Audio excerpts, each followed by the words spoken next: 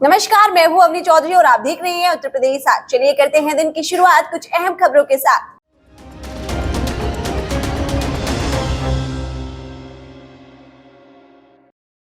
बांदा में 27 नवंबर की रात थाना पेलानी क्षेत्र अंतर्गत पूजा फिलिंग स्टेशन के सेल्समैन से 3 अज्ञात व्यक्तियों ने 20,000 रुपए की लूट की घटना को दिया अंजाम। पुलिस ने लूटकांड का खुलासा करते हुए पकड़े गए अभियुक्तों को कब्जे से लूटे गए 14,000 रुपए और घटना में इस्तेमाल मोटरसाइकिल बरामद कर लिया है। आपको बता दें कि 27 नवंबर को रात्रि में मोटरसाइकिल सवार 3 अज्ञात व्यक्तियों ने पेलानी डेरा स्थित पूजा फिलिंग स्टेशन में सेल्समैन से 20,000 रुपए की लूट की घटना को अंजाम दिया था।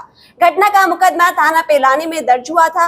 अभियुक्तों की पहचान और गिरफ्तारी के लिए सीसीटीवी फुटेज आदि की मदद से अभियुक्तों की पहचान कर 29 नवंबर को घटना में शामिल 3 अभियुक्तों को गिरफ्तार कर लिया गया है।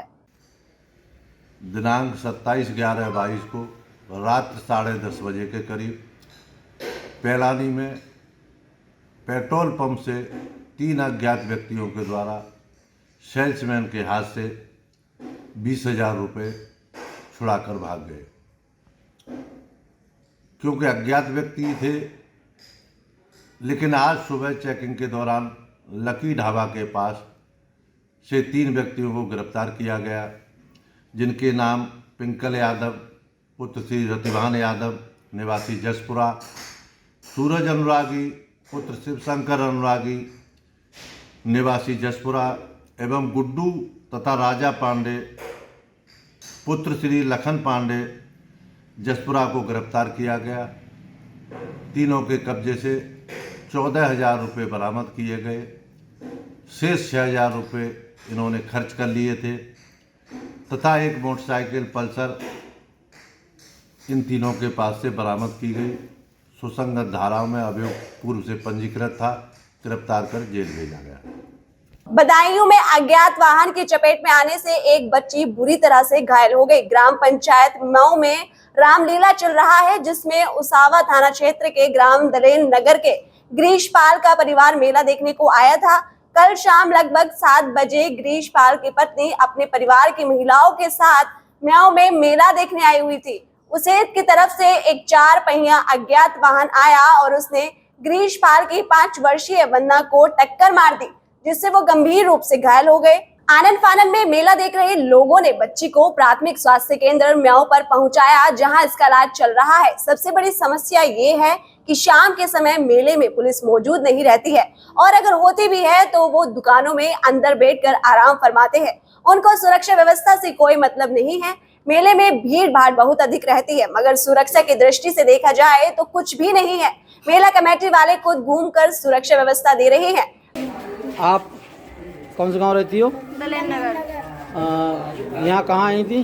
मेले में आए थे पर खड़े थे रोड के पास, उधर को खड़े थे, हम रोड पे नहीं। अच्छा, फिर क्या हुआ?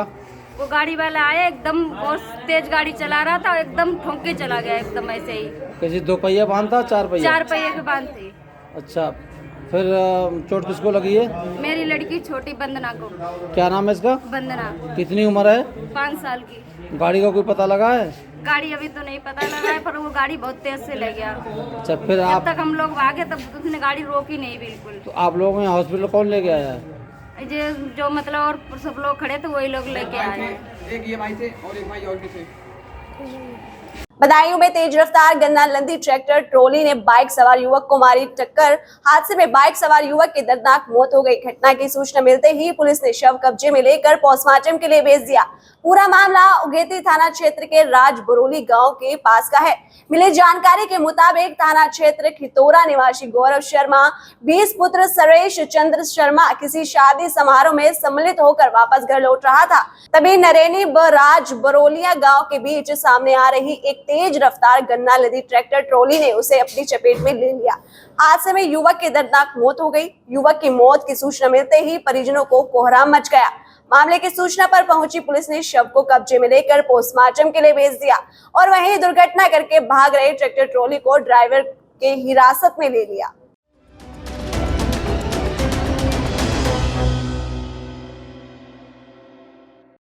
मैं भारत आज और हरियाणा आज चैनल के आरंभ होने के अवसर पर इसके सभी संचालकों को, इसके साथ जुड़े हुए सभी कर्मियों को मैं बधाई देता हूँ और उनकी दिन दुनी रात चौगुनी प्रगति के लिए कामना करता हूँ। आज के समय में जो मीडिया है वो जनता और सरकार के बीच में एक कड़ी है, जो जनता की आवाज़ सरकार तक पहुँचाते हैं, आम जनता की आवाज़ उठाते हैं। इससे बढ़कर पुनीत कार्य कोई नहीं हो सकता।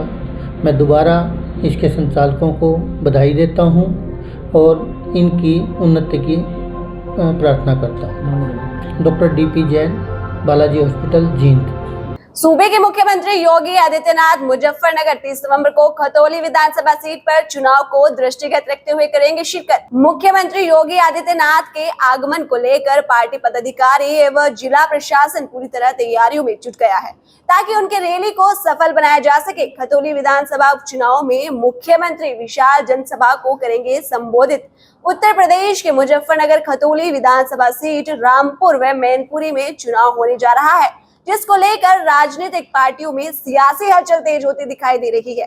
उसी क्रम में जैसे जैसे मुजफ्फरनगर खतौली विधानसभा सीट पर उपचुनाव नजदीक आता दिखाई दे रहा है, तो वैसे ही वैसे सभी राजनीतिक पार्टियों के दिग्गज नेता चुनावी मैदान में उतर चुके हैं।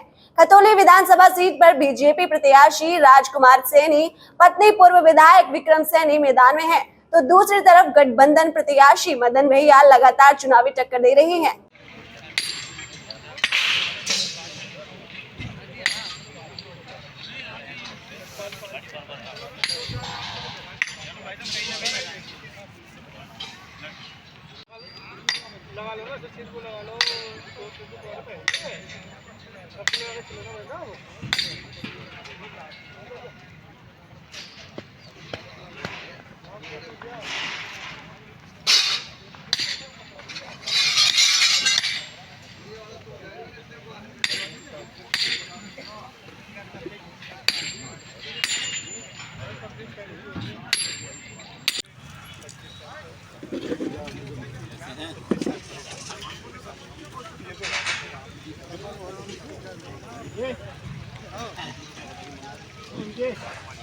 पूरा डाउन हो रहा है जी, पूरा डाउन हो रहा क्या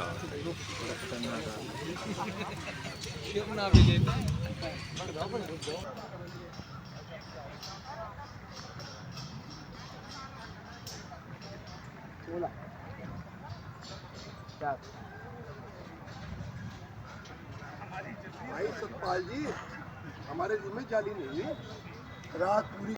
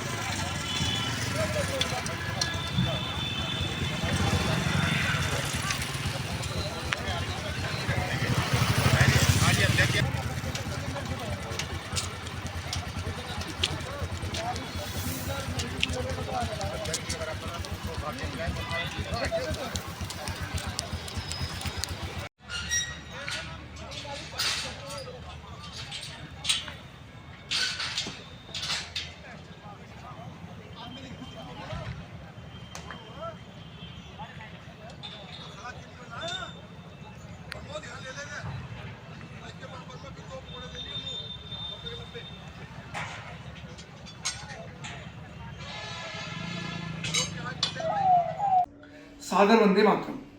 बहुत ही प्रसन्नता का विषय है कि माननीय मुख्यमंत्री योगी आदित्यनाथ जी कल 30 नवंबर को खतौली विधानसभा क्षेत्र से प्रत्याशी श्रीमती राजकुमारी सैनी जी के समर्थन में हम सबको संबोधित करने के लिए, उनको विजयी बनाने के लिए खतौली आ रहे हैं। आप सब लोग अधिक से अधिक संख्या में कल 30 नवंबर को प्रातः 10 बजे तक मंडी समिति खतौली में पहुंचने का कष्ट करें। धन्यवाद। जय हिंद। जब सो जाता है सारा शहर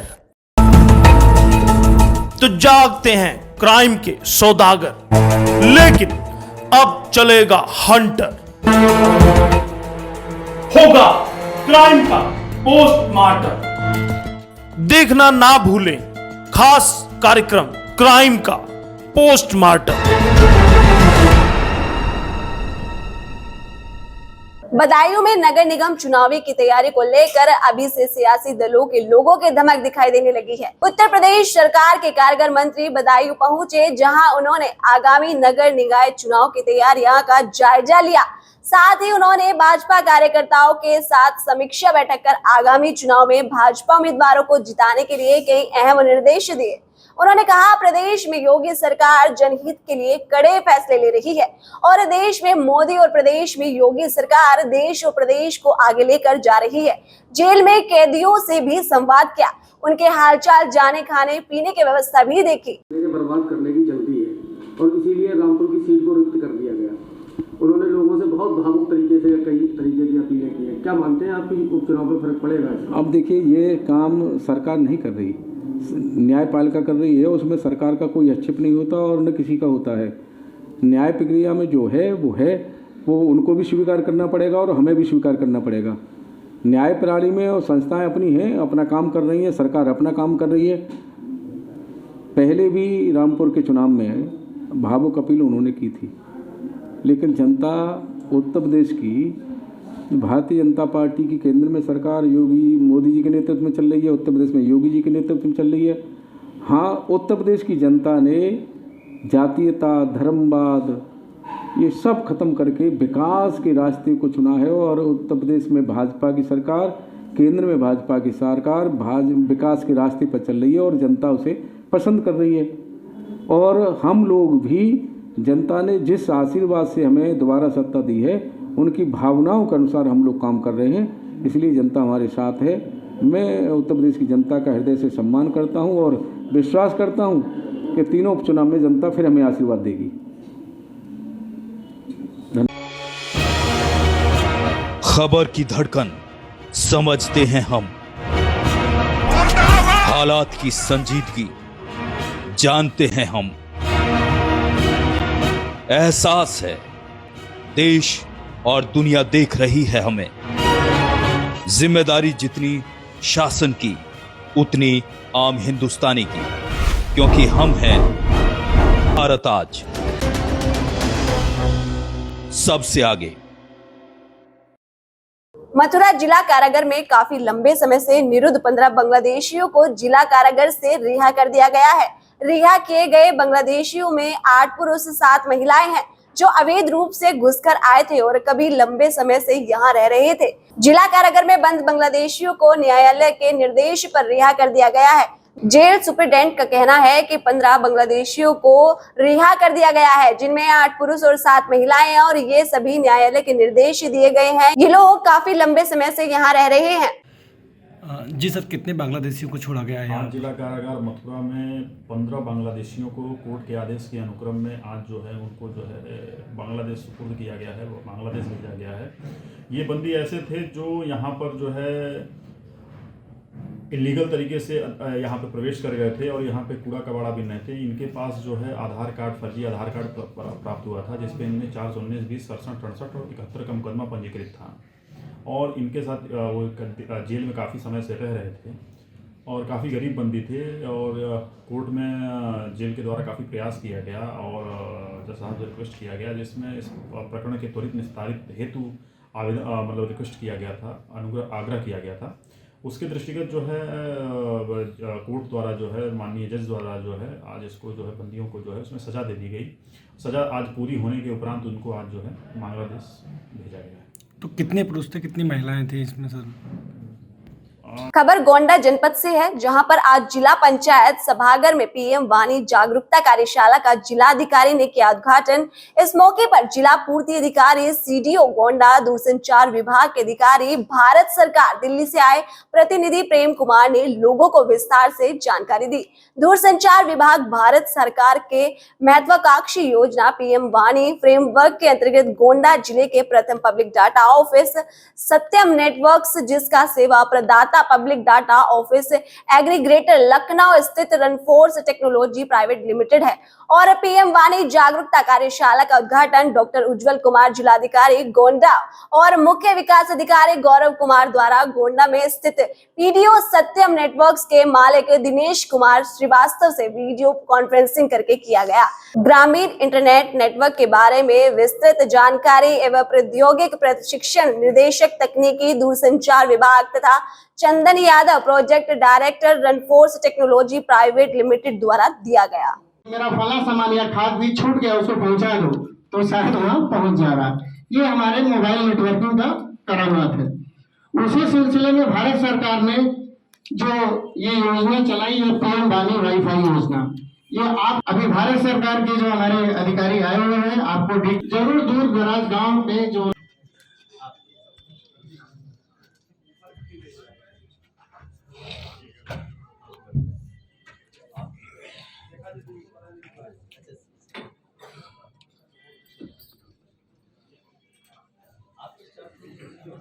खास खबर हो या सवाल आपका, हम दिखाएंगे आपको विश्वसनीय खबर। इसीलिए हमारे सभी पेजों को करें लाइक, शेयर, सब्सक्राइब, ताकि सभी अपडेट आपको मिले सबसे आगे, सबसे पहले। खबर औरैया जिले से है, जहां डीजल लेने गए किसान का शव संदिग्ध परिस्थितियों में मिला था। परिजनों ने हत्या का आरोप पुरानी रंजिश के चलते गांव के 3 लोगों पर लगाते हुए पुलिस को तहरीर दी थी।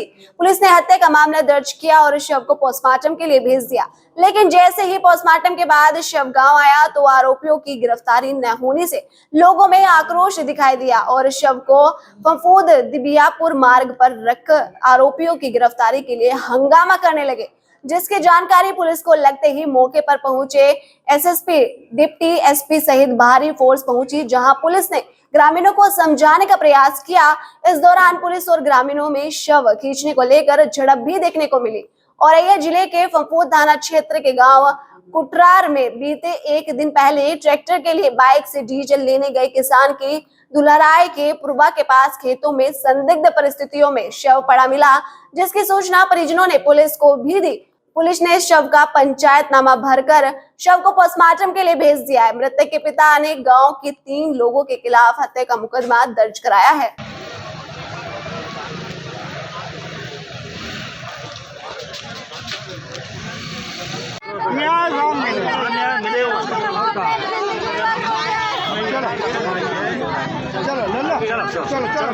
चलो बात भाई बात तो मान चलो भाई से कोई बात घटना आपके द्वारा क्या निर्देशित किया गया? ये कल रात को करीब 2 बजे के आसपास पुलिस को सूचना मिली थी। उसकी पुलिस गई और घटनास्थल का निरीक्षण करने के बाद पोस्टमार्टम पंचायतनामे की कार्रवाई कराई गई आज, और उसमें एफआईआर भी हम लोगों ने जो तहरीर दी और विवेचना की जा रही है। आज इनके परिवारजनों ने शायद किसी चीज़ दिबियापुर के पास एक जगह है चौराहा, वैष्णोदेवी चौराहा, वहाँ पर 10-15 मिनट डेड बॉडी को रखकर अवरोध किया। हम लोग विधिक कार्रवाई कर रहे हैं। हमारी 5 टीमें जो है इस पर लगी हुई है। सर्विलांस की टीम से भी मदद दी जा रही है और जो भी विवेचना में सही होगा वो दोष के आधार पर उचित कार्रवाई की। बलिया में सरस्वती विद्या मंदिर की छात्राएं शैक्षणिक भ्रमण के दौरान पहुंची जिलाधिकारी सौम्या अग्रवाल की कार्यालय और जिलाधिकारी से की गई सवाल। जिलाधिकारी ने बड़ी शालीनता से छात्रों के प्रश्नों का उत्तर दिया और भविष्य में बेहतर करने के टिप्स छात्रों को बताए। जिलाधिकारी के व्यवहार को देख छात्राएं हुए डीएम की मुरीद। छात्राओं ने कहा, काश जिलाधिकारी सौम्या अग्रवाल हमारी टीचर होती तो बहुत बेहतर होता। जिलाधिकारी ने बताया, कभी मैंने टीचर बनने की नहीं सोची, लेकिन 2 बच्चे की मां हूं तो मैं एक शिक्षिका भी हूं। मुझे बच्चों से बहुत लगाव है। जिलाधिकारी सौम्या अग्रवाल ने बताया कि बच्चों के भविष्य को अच्छा बनाने के लिए हर समय में कुछ नया करने के लिए प्रयत्नशील रहती हूं।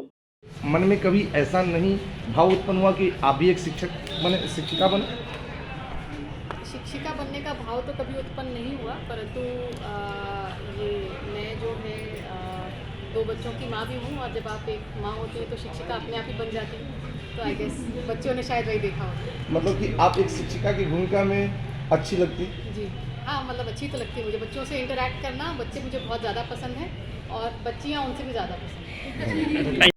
मैं क्लास 9 की स्टूडेंट हूँ, मैं सरस्वती बालिका विद्यालय में, और आज का जो मेरा पहला एक्सपीरियंस था मुझे बहुत ही ज़्यादा अच्छा लगा।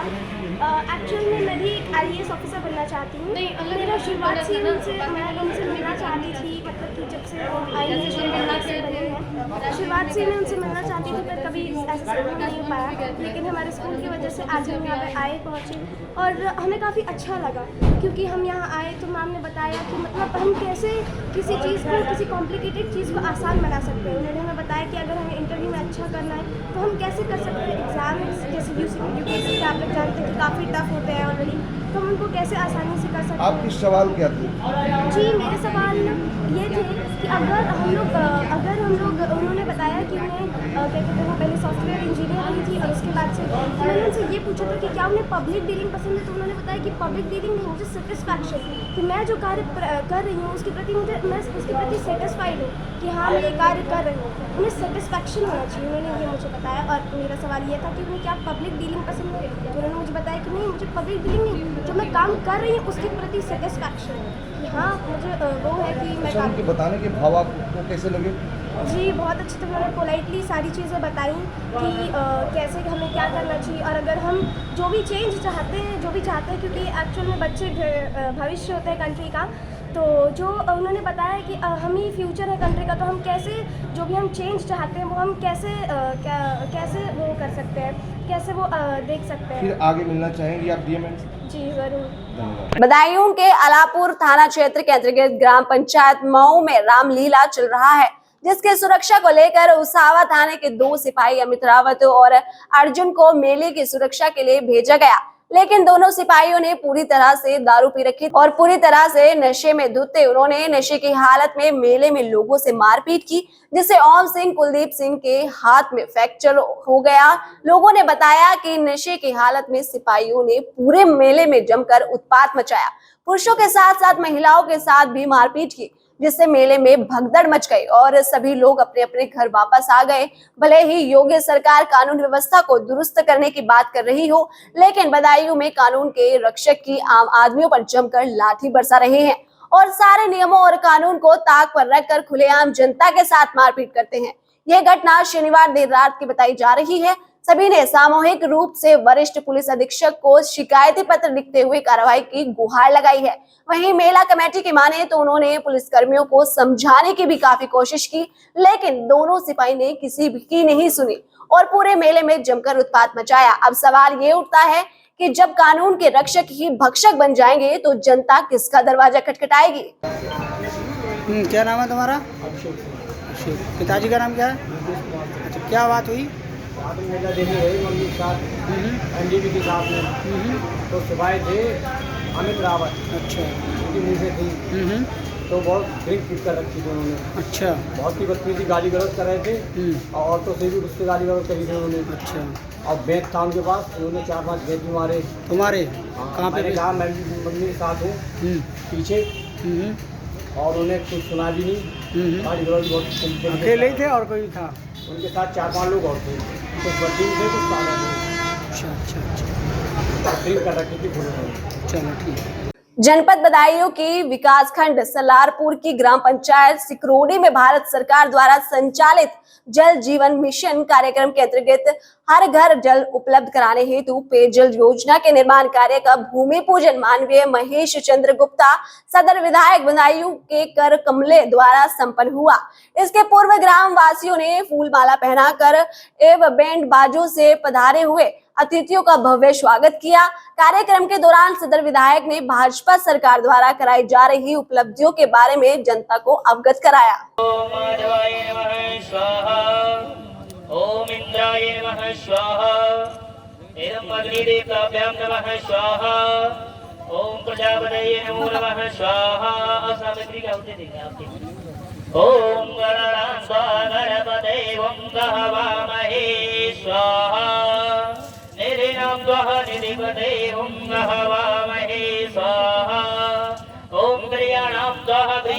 देवं वहवामहे स्वाहा वसुमं जामि गर्वधमं त्वं जासि गर्वधं नमः स्वाहा ॐ सर्वबाधा विनिर्मुक्तो धनधान्यसुधन्यता मनुष्यमतप्रसादेन भविष्यति न संशयाय नमः स्वाहा ॐ गणाधिपतये नमो नमः स्वाहा